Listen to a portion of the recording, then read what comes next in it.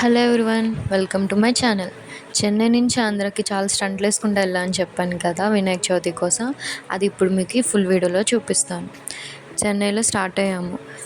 ఎక్కడ బుకింగ్ లేవు టికెట్లు. ఇంక సరే నార్మల్ ఎగ్దామని స్టార్ట్ అయ్యాము. జనరల్కి వెళ్దామని సెంట్రల్కి వచ్చాము. ఎక్కడ తప్పిపోతాం, ఫాస్ట్ నడుస్తున్నాం ఎందుకంటే ట్రైన్ టైం అయిపోతుంది.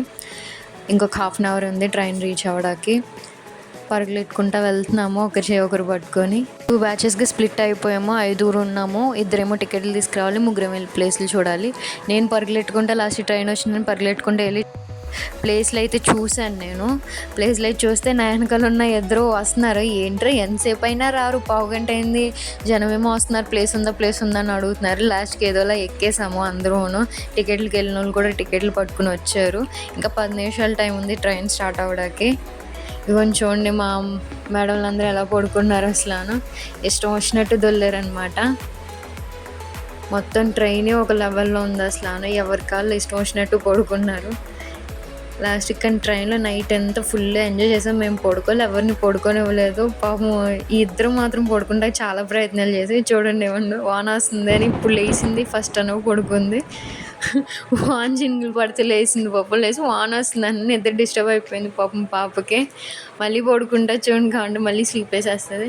లాస్ట్కి మేము పడుకోలేదు, దేని ఎందుకురా పడుకొని ఇవ్వాలని లాస్ట్కి ఎవరిని పడుకొని ఇవ్వలేదు, లేపేసాము. చూడండి ఎవరి కాళ్ళు ఎక్కడున్నా ఏమీ తెలియదు. మేమే దారుణం అనుకుంటే మాకన్నా దారుణం ఈ ట్రైన్లో ఉన్న వాళ్ళందరూ.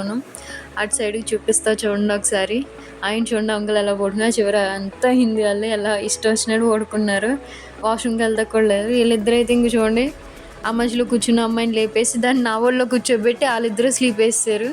రాత్రి అంతా మేమిద్దరం పడుకోలేదు. లాస్ట్కి విజయవాడ అయితే రీచ్ అయిపోయాము. అక్కడి నుంచి వాళ్ళు గుంటూరు వెళ్ళాలి, నేనేమో గోదావరి సైడ్కి. సో వాళ్ళకి సెండ్ ఆఫ్ ఇచ్చేసి బాయ్ బాయ్ చెప్పేసి లాస్ట్లో ఫోటో దిగి నేనైతే నా ట్రైన్ ఎక్కాను. టైం అప్పటికి 3 ఎంత అయ్యింది. నా ట్రైన్ అయితే ఎక్కాను, నా సైడ్ వెళ్ళి ట్రైన్. వెంటనే నేను టికెట్ తీసుకున్నాను. మళ్ళీ జనరల్ టికెట్ తీసుకుని వెంటనే ట్రైన్ ఎక్కేసాను. నా లక్ భలే దొరికింది ట్రైన్ నాకు. ఇంకా దాని తర్వాత మళ్ళీ బస్సు ఎక్కాను. మార్నింగ్ అయింది 6 or 6:30. మళ్ళీ బస్సు ఎక్కి ఆ బస్సులో మళ్ళీ జర్నీ చేసుకుంటూ వెళ్ళాలి. మా డాడీ కనిపించారు నేను బస్సులో వెళ్తున్నప్పుడు, కానీ సర్ప్రైజ్ ఇద్దాము అనుకుని మా డాడీ ఆపలేదు. ఏంటండి ఇంటికి వెళ్తున్నాం, పేరెంట్స్ని చూస్తాము అన్న ఒక హ్యాపీనెస్ ముందు ఈ కష్టం అంతా ఏం తెలియట్లేదు. ఏదోలాగా ఇంటికి అయితే వెళ్ళిపోయాం. చాలా హ్యాపీగా అనిపించింది. వినాయక చవితికి అయితే ఇంట్లో ఉన్నాను నేను.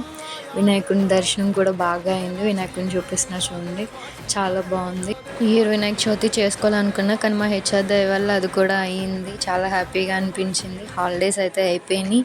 తిరిగి మళ్ళీ చెన్నై ప్రయాణం.